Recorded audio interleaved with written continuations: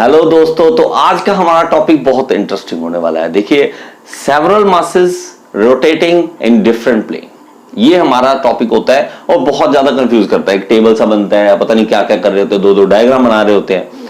तो मैं कोशिश करूंगा कि आपके लिए थोड़ा सा आसान बना सकूं। ठीक है, हमारे पास इसके लिए करना क्या है, छोटा सा एक मॉडल बनाया मैंने। ठीक है, स्टैटिक और डायनेमिक बैलेंसिंग वाली वीडियो अगर आपने देख रखी है मेरी तो बहुत अच्छा है, उसमें मैंने कंप्लीट समझाया। मैं ऊपर लिंक दे रहा हूं, वहां से आप देख सकते हैं। ठीक है, तो वहां से आपको पता लग जाएगा स्टैटिक और डायनेमिक का डिफरेंस क्या है।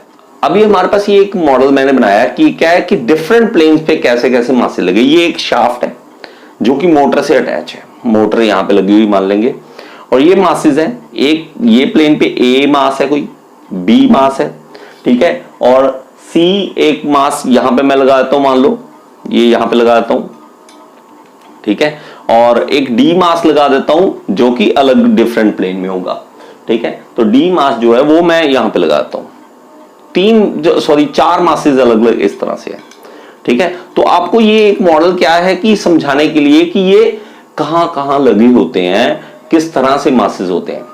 क्योंकि हमें डिफरेंट प्लेन नहीं पता लगता, एंगल्स नहीं पता लगते, तो एंगल भी आप यहां से देख सकते हो। देखो तो ये कौन से एंगल पे है, ए और डी आपस में कौन से एंगल पे हैं, ए और बी कौन से हैं, सी और बी किस किस एंगल पे हैं। तो ये एंगल देखो चेंज कर सकते हैं ना, तो एंगल कोई भी हो तो हम वो वाले एंगल के अकॉर्डिंग इसके मास को लगा सकते हैं। इसका मास मान लो ये है, तो ये अलग अलग मासेस आ गए, अलग अलग एंगल पे आ गए, और ये एक दूसरे से अलग अलग डिस्टेंस पे भी है। अब अलग अलग डिस्टेंस पे कैसे हैं कि ये इससे कितने डिस्टेंस पे है, ये इससे कितने डिस्टेंस पे है, और B जो है वो A से कितने डिस्टेंस पे है। इसका दिक्कत क्या आती है, दिक्कत यही आती है कि जो सेम प्लेन में है ना, उसमें हमें सिर्फ फोर्स को बैलेंस करना होता है, उसमें मोमेंट की टेंशन नहीं होती। इसमें पंगा पड़ता है, इसमें पंगा ये पड़ता है कि मोमेंट की दिक्कत आ जाती है। मोमेंट की दिक्कत आती है। मान लो हमारे पास तीन कोई मासेस लगे हुए हैं, एक मैं मान लो ये मान लेता हूं, एक ये B और C, तीन मासेस है हमारे पास। आपको कहता है कि इसको बैलेंस करो, तो हमें क्या करना पड़ेगा, एक बैलेंसिंग मास यहां पे लगाना पड़ेगा। ठीक है, और क्वेश्चन और ज्यादा मुश्किल बनाने के लिए क्या करते हैं कि चार चार मासेस दे देंगे। तो हम क्या करेंगे, एक यहां पे एक बैलेंसिंग मास लगा देंगे, एक बीच में कहीं बैलेंसिंग मास लगा देंगे। तो हमारे पास अलग अलग सिस्टम है। ठीक है, तो उन सिस्टम को आप समझ के देखेंगे कि किस तरह से बैलेंसिंग मास कहां कहां लग सकता है। ठीक है, और कितना मास लगाना है कि मास किलोग्राम में कितना आएगा। ठीक है, और किस एंगल पे लगेगा, ये भी जबरदस्त चीज है। फिर कहां पे लगेगा, ये नहीं है कि मैं यहां लगा दिया, चलो क्या पता यहां पे लगना हो। ठीक है, किस एंगल पे लगना है, एंगल भी डिफाइन होना चाहिए। मास लगना है किस एंगल पे लगना चाहिए, ये भी है।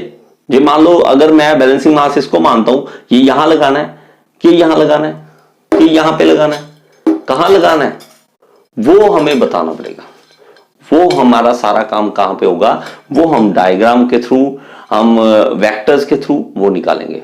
ठीक है, स्टार्टिंग में हम पढ़ते हैं ना वेक्टर फॉर्म, वेक्टर क्या होता है, वेक्टर क्या, अब पता लगता है कि वेक्टर होता क्या है कि हम इतनी बड़े बड़े बैलेंसिंग कर सकते हैं वेक्टर की मदद से, और छोटी छोटी लाइनें ड्रॉ करनी है और कुछ नहीं। ठीक है, स्टार्ट करें।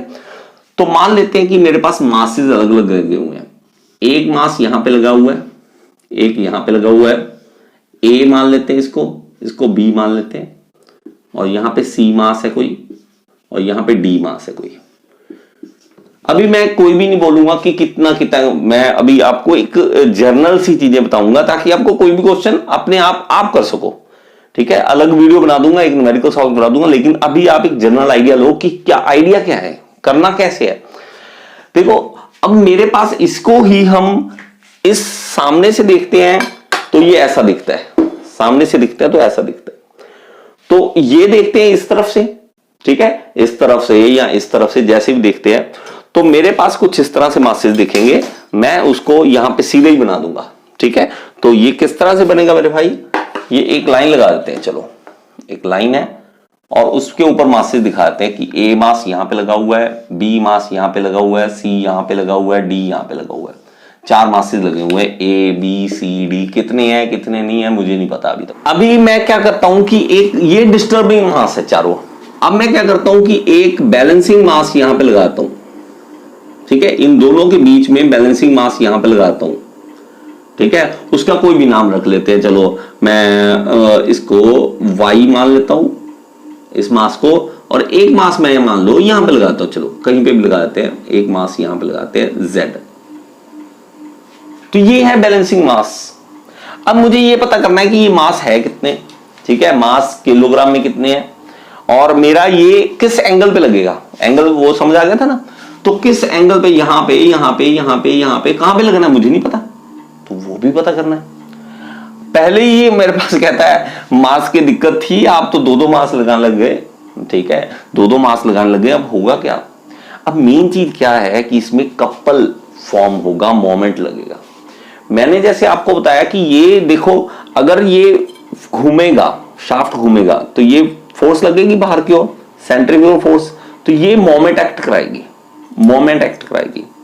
तो उसके लिए क्या करेंगे कि मैं फोर्स को बैलेंसिंग करूंगा साथ में मोमेंट को भी बैलेंस करूंगा। तो फोर्स को बैलेंस करना ही करना है इसमें, और मोमेंट को भी बैलेंस करना है, ठीक है, मोमेंट को भी बैलेंस करना है मैंने।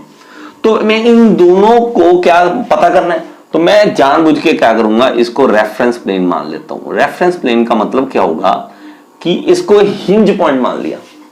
हिंज पॉइंट मत समझ हो, एक ये दरवाजा है, एक ये दरवाजा है, यहां पे कील लगा दी। कील लगाने से क्या होगा, है ना, कील लगाने से क्या होगा, कील लगाने से ये मोमेंट ऐसे ऐसे करेगा, ठीक है। फोर्स ये बी ए जो है, ए जब खींचेगा इसको तो ऐसे घुमा देगा, बी जब खींचेगा तो ऐसे घुमा देगा, सी जब खींचेगा तो ऐसे, डी जब ऐसे, तो ये ऐसे घुमाएंगे। अब ये डिस्टेंस जो है यहां से लेके यहां तक, ये वाला इस साइड है, तो हम इसको माइनस मिलेंगे, लेफ्ट साइड में आएंगे तो माइनस मिलेंगे, ये ला लो, और इधर जाएंगे तो प्लस में। तो मैं यहां से यहां तक का डिस्टेंस मान लो L1 मानता हूं, यहां से यहां तक का L2 मानता हूं, और यहां से यहां तक का L3 मानता हूं, इसका, ठीक है, समझ रहे, और यहां से लेके यहां तक का L4 मान लेता हूं, चलो, और यहां से यहां माइनस L5 मान लेता हूं, चलो, आप जैसे भी कुछ भी ले सकते हैं, ठीक है। तो ये हमारे पास वैल्यूज है। अब हम करेंगे क्या, सबसे पहले हम करेंगे कपल को बैलेंसिंग करेंगे, ठीक है। अब देखो ये फोर्स जो है ये बाहर की ओर जाएगा, लेकिन क्या करेगा, कपल एक्ट कराएगा, ए जो है वो कपल एक्ट कराएगा, मोमेंट फोर्स लगेगी इस पे, मोमेंट कराएगा इधर से, है ना, दोनों फोर्स लग रहे हैं ना, तो कपल आ जाएगा। तो हमारे पास क्या आएगा, मोमेंट लग रहा है, फोर्स इंटू डिस्टेंस। इसकी हमें एक टेबल बनाना पड़ता है। टेबल क्या बनाना पड़ता है, कुछ इस तरह से। मैं क्या करूंगा कि यहां पे एक टेबल बनाने के लिए एक लाइंस लगाता हूं, टेबल बना लेता हूं, और आपको इजी वे से समझ आ जाएगा, ठीक है। तो यहां पे हमारे पास टेबल इस तरह से बनने वाला है। सबसे पहले लिखता हूं कि मास कौन कौन से हैं, मास, ठीक है। मास हमारे पास यहां पे क्या है, ए है, बी है, सी है, डी है, वाई है, जी है। A B C D Y और जी, जी हमारे पास है। और उसके बाद हम क्या करेंगे, रेडियस। अब इसके रेडियस भी तो थे, रेडियस कितने रेडियस पे है वो भी तो है, तो हम क्या करेंगे, रेडियस भी लिख लेंगे इसका, रेडियस। बड़ा ही आसान है। इसमें क्या होता है कि ये सारा कुछ गिवन होता है, हमें यहां से यहां तक की रेडियस, यहां का रेडियस, ये रेडियस, रेडियस, रेडियस, और ये मास, ये गिवन होते हैं, हमें ये ढूंढना होता है, बैलेंसिंग मास ढूंढने होते हैं। तो रेडियस है हमारे पास अलग अलग है, तो R A, R P, R C, R D, R Y, R C, ये हमारे पास रेडियस है। और इसका अब क्या करेंगे, देखो डिस्टेंस देखेंगे, डिस्टेंस देखेंगे कहां से, ये रेफरेंस प्लेन से, distance from reference plane, distance from reference plane, ये देखेंगे, रेफरेंस प्लेन से डिफरेंस देखेंगे। तो अब देखो ए रेफरेंस प्लेन से इधर है तो माइनस L5 है, बी इस रेफरेंस प्लेन से कितनी दूरी पे है, L1 पे। सी कितनी दूरी पे है, सी हमारा है L2 पे। डी हमारा कितनी पे है, डी है हमारा 4 पे, L4 पे। और y रेफरेंस प्लेन से कितना, अरे भाई y तो रेफरेंस प्लेन ही है, वो अपने से कितना दूर है, कुछ भी नहीं, 0। यही मेन फंडा है, ये 0 करने वाला ही सारा फंडा आपको क्लियर करा देगा। आप देखो ये z, अब z कितनी दूर है, z हमारा L3 डिस्टेंस पे है। चलो अब देखते हैं फोर्स क्या होता है मेरे भाई, फोर्स होता है mr ओमेगा स्क्वायर, लेकिन ओमेगा स्क्वायर हम एक बार नहीं लेते हैं, ठीक है, बाद में हमारा फोर्स में कैटेगरी में कट जाता है, इसलिए हम ओमेगा स्क्वायर को बार बार नहीं लेते, m और r की गुणा कर देते हैं, मास इसका और इसका मतलब मास और रेडियस गुणा कर देते हैं, मास ma और रेडियस ra गुणा हो जाएगा, mb और rb गुणा हो जाएगा, फिर mc rc गुणा हो जाएगा, फिर md rd, my ry, और मेरे पास ये लास्ट आ जाएगा mg और rg। ये तो आ जाएगा फोर्स, लेकिन हमें एक और चीज इसमें दिक्कत है, क्या है, मोमेंट। अब आ जाएगी बात मोमेंट की, मोमेंट, क्योंकि हर कोई जो फोर्स है वो मोमेंट पर एक्ट कराएगा इस पे। ये देखो मोमेंट क्या होगा, m force into distance from hinge point, ये फोर्स बाहर की ओर खींच रहा है, mr फोर्स डिस्टेंस फोर्स खींच रहा है और डिस्टेंस से मल्टीप्लाई करना है मैंने, तो mr और l की गुणा, मतलब इन तीनों की गुणा, ma तो है ही है, ra है ही है, और l 5 से गुणा, तो माइनस यहां पे आ जाएगा, mb rb और l1, mc rc और l2, md rd और l2, l यहां पे कितना था, ये सामने है, ये सामने है, ये इसके L4 आ जाएगा। अब देखो यहां पे ये L 0 है, यहां पे तो हमें ये 0 करना पड़ेगा, और ये देखो M Z RG और L3 ये आ जाएगा। अभी हमने क्या करना है, अभी ये देखिए टेबल तैयार हो चुका है, हमारे पास सारी वैल्यू आ चुकी हैं, तो इसमें क्या होगा कि हमें जो गिवन होगा, गिवन देखिए मास A B C D का गिवन होगा, अभी जो Z है इसका और Y का, इसका नहीं हमें पता होगा, इसका हमें निकालना है। तो इसके लिए क्या है फायदा कि यहां पे देखिए कपल जो है वो 0 हो चुका है, कपल 0 हो चुका है, तो हम एक कपल पॉलीगन बनाएंगे, और उसमें कपल पॉलीगन में हमें जो वैल्यू निकलेगी बैलेंसिंग की, ठीक है, यहां पे देखना कितनी हमारे पास टर्म्स है, 1 2 3 4 5 हमारे पास ये लाइंस बनेगी, लाइन के रूप में, वेक्टर के रूप में मैं बनाने वाला हूं। तो यहां पे मैं कपल पॉलीगन बनाने वाला हूं, तो इसकी देखिए वैल्यू जो होगी ना, मास की गिवन होगी, RA की गिवन होगी, तो आप मल्टीप्लाई कर सकते हो, L की L5 की गिवन होगी तो ये मल्टीप्लाई कर सकते हो, तो आपके पास माइनस में वैल्यू आ जाएगी। मान लेते हैं चलो माइनस में 400 की वैल्यू आ गई, मुझे नहीं पता कितनी आई, लेकिन ऐसे ही रफ आइडिया कि मैंने -400 इसकी वैल्यू ले ली। अब आपने करना क्या है, स्केल उठाना है। अब मैं क्या मान लेता हूं कि इस 100 ये इसकी अगर मैं यूनिट की बात करूं, देखिए मास का किलोग्राम, मीटर तो kilogram metre square, 400 kilogram metre square को मैं मान लो 100 किलोग्राम मीटर स्क्वायर को मैं 1 सेंटीमीटर मान लेता हूं, कुछ भी एक वैल्यू मान लेते हैं, तो 100 जो है वो 1 सेंटीमीटर के बराबर है। तो मेरे पास 400 कितना हो गया, 4 सेंटीमीटर के बराबर। अब 4 सेंटीमीटर बराबर है, तो एक चीज देखिए, ये वाला फोर्स किस साइड जा रही है, इस साइड जा रही है ना, तो आपने यहां पे पॉइंट रखना है, स्केल उठाना है और 4 सेंटीमीटर की लाइन बनानी है, लेकिन इस साइड जाते हुए नहीं, इस साइड आते हुए, ये बड़ा ध्यान से रखना। कपल में हमारे पास ये माइनस का मतलब क्लॉकवाइज और एंटी क्लॉकवाइज जो हम रखेंगे वो होगा, ठीक है, जो साइन कन्वेंशन रखेंगे, ठीक है। तो हमारे पास अगर माइनस है, आपने ये रखना है, याद रखना है कि इधर जा रही है फोर्स, तो हमने उल्टा बनाना है बस कपल। तो मेरे पास मेरे भाई क्या करेंगे, 4 सेंटीमीटर की एक लाइन लगा देंगे, ठीक है। तो 4 सेंटीमीटर की एक लाइन, लेकिन किस तरफ जाती हुई, इस तरफ जाती हुई, बस इतने से डिफरेंस है, ठीक है। ये अगर याद रखोगे तो आपका आंसर सही आएगा। ये इधर आ गया। अब देखिए ये फोर्स किस साइड जा रहा है, ये इस साइड जा रहा है ऊपर की ओर, और ये एंगल बना रहा है ए के साथ 30 डिग्री का। तो मैं क्या करूंगा, डी रखूंगा यहां पे और 30 डिग्री का एंगल लगा दूंगा और एक लाइन लगा दूंगा। ये मान लो कि वैल्यू आई 300, मैं कुछ वैल्यू लिख रहा हूं कि इनकी गुना करके ये आएगा। वो आप देखेंगे न्यूमेरिकल में, मैं न्यूमेरिकल जब आपको करवाऊंगा वहां से आपको मिल जाएगा। ये 200 वैल्यू आ गई, ये मान लेते हैं 150 आ गई, ठीक है। और ये हमें पता नहीं है क्योंकि हमारे पास ये मास की वैल्यू यहां पे नहीं है, mz जो है वो नहीं है हमारे पास। तो हम क्या करेंगे, ये 300 वाली वैल्यू इस तरफ जाती हुई यहां से शुरू करेंगे, एरो हेड जहां से होगा वहां से शुरू करेंगे और 30 डिग्री का एंगल बना देंगे। 30 डिग्री का एंगल बनाने के बाद कितने सेंटीमीटर की लाइन आएगी, 3 सेंटीमीटर की। 300 है ना, तो 3 सेंटीमीटर की लाइन आ जाएगी। अब देखिए ये जो है ये मेरे पास वेक्टर है, ये इस तरफ देखो 110 डिग्री पे है।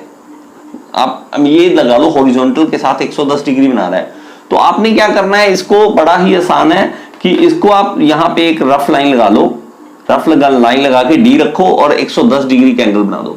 110 डिग्री के एंगल पे यहां पे एक फोर्स बन जाएगी और वो 200 की है तो 2 सेंटीमीटर की एक लाइन लग जाएगी। 2 सेंटीमीटर की एक लाइन देखो, लो जी 2 सेंटीमीटर की एक लाइन लग जाएगी इस तरफ। अब देखिए डी जो है, डी हमारे पास 150 का है और नहीं, लेकिन नीचे आ रहा है। नीचे आ रहा है का मतलब ये ऊपर से टोटल एंगल जो बना रहा है नीचे तक वो 235 का था, 235 का था ना, 235 डिग्री था। तो 235 डिग्री जो है वो इस तरफ आएगा। तो मैं क्या करूंगा, फिर वही डी रखूंगा। देखिए 180 तो यहां हो जाएगा, 180 तो यहां हो जाएगा। उसके बाद ये जो बाकी बच जाएगा तो वो वाला एंगल मैं यहां पे बना दूंगा। तो 235 में से 180 चले गए, ठीक है, तो वो कितने 55 डिग्री रह गया। तो 55 डिग्री पे मैं एक लाइन लगा दूंगा, कितने सेंटीमीटर की, 1.5 सेंटीमीटर की नीचे जाती हुई। बस हमारा काम खत्म होने वाला है। क्या खत्म होने वाला है कि अब स्टार्टिंग और एंडिंग पॉइंट को आप जोड़ दो, बस इतना सा काम है हमारा। और इसकी एरो हेड किस तरफ आएगी, देखिए ये इधर जा रहा है, उधर जा रहा है, आगे जा रहा है, आगे जा रहा है, इसी तरफ इसी ऑर्डर में रखना है और इस तरह एरो लगा देनी है, ये इस तरफ जाएगा। अब मेरे पास मेरे भाई क्या करना है, हमने इसका सेंटीमीटर मापने हैं, कितने सेंटीमीटर का है। मान लेता हूं कि ये मैं जब मैंने इसको कैलकुलेट किया तो ये मेरा आ गया, मान लो 5 सेंटीमीटर मान लेते, चलो 5 सेंटीमीटर। तो 5 सेंटीमीटर का मतलब क्या होगा, 5 सेंटीमीटर का मतलब होगा कि 500 किलोग्राम मीटर स्क्वायर इसकी वैल्यू आ जाएगी। ये किसकी आई है, ये mg, rg और L3 की, m, z, r, z और L3 की वैल्यू आई है 500 kilogram metre square, 500 kilogram metre square. अब इसमें से जो होगा ना R, Z वो देगा, L3 वो दिया होगा, उसने क्वेश्चन में दिया होता है, ठीक है। एक mz रहेगा निकालने वाला, तो mz कैसे निकलेगा, 500 डिवाइडेड बाय rz और L3, बस mz निकल जाएगा। अब फायदा क्या हो गया, फायदा पता क्या हो गया, अब z की वैल्यू आ चुकी है, mz हमारे पास निकल चुका है। अब हमने जो यहां पे काम करना है फोर्स वाले में, वो देखो MARA पता है, हमें पता ही है क्योंकि मास भी पता है, रेडियस भी पता है, ये भी पता है, ये भी पता है, ये भी पता है। अब ये भी पता लग गया, फिर वही बात आ गई। देखो इसमें से 1 2 3 4 5 चीजें थी, 5 में से 4 पता थी, 1 नहीं पता थी, हमने निकाल ली क्योंकि इसको जानबूझ के जीरो कर लिया ना, ठीक है। 5 में से 4 पता थी, 1 नहीं पता थे, हमने पता कर ली। अब इसमें देखो 1 2 3 4 5 6 चीजें हैं, ठीक है। 6 चीजों में से मेरे पास 5 पता है, 1 जो है वो रहेगी, वो निकाल लेंगे। अब मेरे पास वही सेम बनेगा, इसमें कपल पॉलीगन बना था, कपल पॉलीगन बना था, अब मेरे पास फोर्स पॉलीगन बनेगा। अब बनेगा फोर्स पॉलीगन। फोर्स पॉलीगन में मेरे पास बस इतना है कि यहां पे देखिए माइनस वैल्यू थी, यहां कोई माइनस वाली वैल्यू नहीं है, ये सारी प्लस में आई है वैल्यू, तो मेरे पास डायरेक्शन वही की वही रहेगी, कोई टेंशन नहीं है। तो MARA को जब गुना करोगे मुझे वही जब वैल्यू होगी तो गुना करके कोई वैल्यू तो आएगी ना, मुझे अभी पता नहीं है, हमने कोई वैल्यू नहीं ली, लेकिन हम मान लेते हैं चलो कि ये 200 है, चलो 200 आ गई, ये 100 आ गई, ये 50 आ गई, मैं कोई भी वैल्यू मान लेता हूं, ये 150 आ गई, ठीक है। कुछ भी एक बार मान रहा हूं, मुझे नहीं पता, लेकिन इसको थोड़ा कम 100 मान लेते हैं, चलो 100, ठीक है। और इसको भी हम 100 मान लेते हैं, चलो मुझे नहीं पता कितनी, फिर भी हम एक मान रहे हैं, चलो इतनी होगी। तो ये 200 वाली वैल्यू जो इधर जा रही है, तो वही फिर 100 को हम 100 यहाँ पे m और r की गुना है ना, m और r की गुना का मतलब क्या होगा, किलोग्राम मीटर। तो 200 किलोग्राम मीटर को हम 2 सेंटीमीटर बना लेंगे, लेकिन इस तरफ जाता हुआ 2 सेंटीमीटर इस तरफ जाता हुआ चला गया। अब 100 वाला 30 डिग्री वही सेम है, लेकिन यहां से ही शुरू हुआ था। देखो एरो हेड इस तरफ था, अब एरो हेड इस तरफ है। अब 30 डिग्री वाला जो एंगल है इस तरफ बन जाएगा, और लेकिन वो कितना बनेगा, 100 का मतलब 1 सेंटीमीटर का। अब हमारे पास ये आ गया 100 वाला, और ये वाला देखते हैं MCRC, ये 50 है, तो C वाला किस तरफ जा रहा है, ऊपर जा रहा है, और 110 डिग्री, तो 110 डिग्री बना दो मेरे भाई, और 50 का मतलब आधा सेंटीमीटर, तो आधे सेंटीमीटर की लाइन इस तरफ जाएगी। अब देखिए, अब मेरे पास एक चीज समझने वाली इसमें क्या है कि ये वाला देखो, ये एक चीज, ये एंगल पता लग गया हमें कि एंगल मतलब ये हमारे पास जो आया था ना, ये जो हमने कपल पता नहीं था, जो ये वाला जी वाला था हमारे पास, हाँ जी वाला था, तो ये हमें पता नहीं था, ये मिल गया था ना। तो ये फोर्स हमें पता लगी किस एंगल पे, एंगल पे मतलब यहाँ पे डी रखना और एंगल पता कर लेना कौन से एंगल पे है। वही सेम जाता हुआ यहाँ पे हम बना देंगे कि ये देखिए एक मास यहाँ पे लगेगा जिसको हम MZ कहेंगे, और वो एंगल वही होगा सेम, ठीक है। अब डी की बारी आ रही है, डी आ रहा है इसके बाद, तो डी की बारी आ रही है, तो डी इस तरफ आ रहा है 235 पे, तो नीचे की ओर आएगा, और लेकिन MD हमने माना है 100, ये MDRD माना है 100, तो नीचे आ रहा है, चलो नीचे आने तो कोई बात नहीं। अब देखो ये किस तरफ जा रहा है, इस तरफ। अगर मान लेते हैं कि ये एंगल निकला, और कितना निकला वो हम देख सकते हैं, ठीक है। ये अराउंड मान लो 300 के अराउंड मान लो, तो 300 के अराउंड मानने से 180 ये हो जाएगा। देखो यहाँ पे डी रखो, 180 ये, और बाकी ये रह जाएगा, तो इस तरफ जाता हुआ एक कंपोनेंट बना देंगे, ये बना दिया, ठीक है। जितनी ये वैल्यू होगी उतना आपने सेंटीमीटर ले लेना है, और इसको मिला देना है, मिला दिया। अब इसका जो सेंटीमीटर होगा वो आप माप लोगे, मान लो चलो ये वाला जो है ये MY RY इनकी गुना की, और वे मान लेते हैं चलो कि ये 200 आ गया, तो आप RY दिया होगा आपको, MY जो है डिवाइडेड कर दो 200 डिवाइडेड बाय RY, बस हमारे पास क्या आ गया, MY आ गया। अब मेरे पास ये एंगल भी पता लग गया कि ये फोर्स किस तरफ जा रही है, मास किस तरफ जा रहा है, तो ये भी हमें पता लग जाएगा कि मास कहां लगाना है हमने, और एग्जैक्ट एंगल पता लग जाएगा कि एग्जैक्ट एंगल कौन सा है, क्योंकि ये फोर्स है ना, यहां से डी रखनी है बस आपने, डी रख के आपके पास फोर्स आ जाएगा।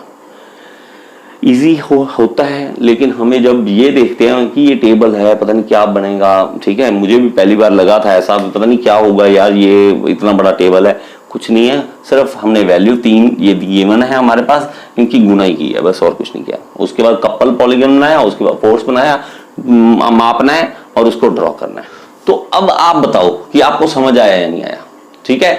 आपको समझ आया तो कमेंट में जरूर लिखा करिए कि समझ आया या नहीं आया। कोई सजेशन देनी है, आपको लगता है कि सर इसमें इंप्रूव करना, जैसे मैं राइटिंग में इंप्रूव नहीं होती मेरी, उसके लिए सॉरी, ठीक है। और बाकी के लिए आपको कोई भी सजेशन हो, कोई भी आपको हो कि ये टॉपिक करना है मैंने, तो आप कमेंट में जरूर बताइए, और लाइक जरूर करें कीजिए वीडियो को, ठीक है, और शेयर करते रहे। Thank you so much.